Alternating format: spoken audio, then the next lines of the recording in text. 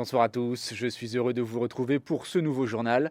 Nous sommes le lundi 25 mai 2020 et nous débutons avec la réouverture des églises. En effet, hier, dimanche, les édifices religieux avaient la possibilité d'ouvrir leurs portes au public, mais attention, dans des conditions particulières d'hygiène. À Cholet, il a fallu s'activer pour être dans les temps, mais au final, 2 messes ont pu être célébrées hier en l'église Notre-Dame. Retour d'expérience avec Anne-Sophie Guibé, responsable de la Maison des œuvres de Cholet. Le décret du ministre de l'Intérieur est paru vendredi soir. On en a eu connaissance, c'est vrai, samedi matin. Et il a fallu mettre tout en œuvre très rapidement pour que les messes aient lieu dès dimanche. Donc c'est vrai qu'après 2 mois de confinement, il a fallu se réorganiser très vite. Donc à la fois mobiliser une équipe sur très basiquement le nettoyage des églises. Voilà. Et puis après, faire tout ce qui était balisage, plan de circulation, et puis surtout essayer de neutraliser les sièges, puisqu'en fait dans l'église, on est passé de 1000 places à 200 places.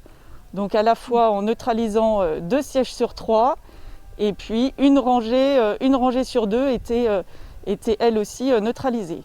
Est-ce qu'il aurait pu être envisagé d'attendre une semaine de plus? Fallait réouvrir coûte que coûte? C'est vrai que les gens étaient tellement en attente, ça faisait quand même 10 semaines que les paroissiens étaient sans messe, sans pouvoir participer à l'Eucharistie. Et je crois que dès qu'on a eu le feu vert, on s'est précipité pour ouvrir les églises, tellement on savait que les gens, on va dire, trépignaient d'impatience pour assister à une messe et en même temps recevoir le sacrement d'Eucharistie. Alors tu trépignais, mais finalement, l'église n'était pas pleine pour autant. C'était dû à quoi? Un manque de communication? Alors très, très simplement, on n'a pas fait une communication massive sur ces 2 messes à Notre-Dame à 11h30 et 18h30, pour la simple et bonne raison que c'était la seule messe église ouverte et messe dans le doyenné. Donc le doyenné, c'est quand même 9 paroisses.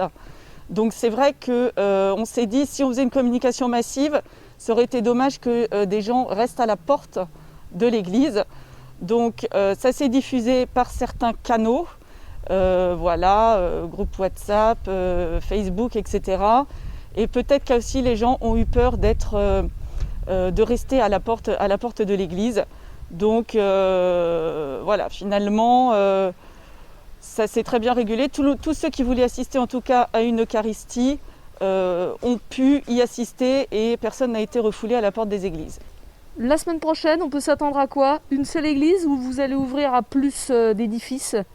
Normalement, les églises vont réouvrir au fur et à mesure. C'est vrai qu'on a une semaine là maintenant pour programmer tout, les balisages, le sens de circulation. Donc c'est vrai que ce sera plus simple. Les rythmes vont sûrement changer, comme il y a quand même moins de monde dans les églises, il va falloir peut-être faire plus de messes. Et puis les rythmes vont sûrement se reprendre ceux d'avant le confinement. Très concrètement, par rapport à la célébration, comment ça se déroulait quand on arrive, pendant l'office, au niveau des familles? Est-ce qu'on pouvait être collé ou pas? Alors, les familles avaient le droit effectivement d'occuper des sièges côte à côte. Voilà, donc sans respecter, on va dire, les 2 bancs, les 2 sièges entre chaque personne. Après, le sens de circulation, on rentrait par une seule porte par le fond de l'église. Et quand on rentrait dans l'église, les gens devaient passer par l'allée centrale. Voilà, et après rejoindre les rangées de chaises. Et la communion se faisait également par l'allée centrale et on repartait par les allées latérales et la sortie se faisait par les allées latérales. Vous parlez de la communion, comment ça se passe? Il y a quand même un échange justement. Oui, il y a eu effectivement, en respectant les distances, puisque lors de la communion et notamment quand les gens attendaient pour aller communier, les distances d'1 mètre étaient respectées. Quoi qu'il en soit, avec cette reprise, notez que notre télévision ne proposera plus la messe en direct.